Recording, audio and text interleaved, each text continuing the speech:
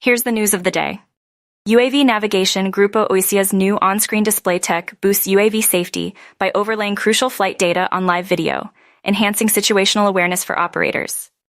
ANRA Technologies has appointed Eamonn Brennan, a veteran in aviation and air traffic management, to its board to help drive uncrewed aircraft integration and global airspace innovation. Air Mobility secured an $88 million loan from Brazil's National Development Bank to develop an eVTOL production facility in Taubaté, boosting urban air mobility and sustainability. Metro Aviation has promoted Brady Carpenter to Director of Safety, recognizing his proactive contributions to operational safety and his experience in enhancing their safety standards. The Help Appeals £34,077 donation has equipped Salisbury District Hospital with a new weather station on its helipad, enhancing air ambulance safety by providing real-time weather updates for critical patient transport.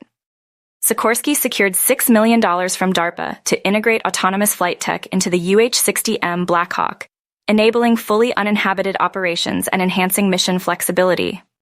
The UK now has 14 airfields with electric aircraft, including Fair Oaks Airport, as Synergy Flight Training expands electric pilot training with the Pipistrel Velis in collaboration with 4Air.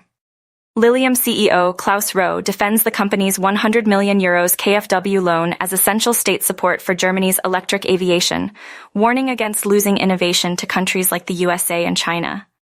To learn more, follow us now on YouTube, X, LinkedIn, Instagram, or visit us at avfoil.com/news.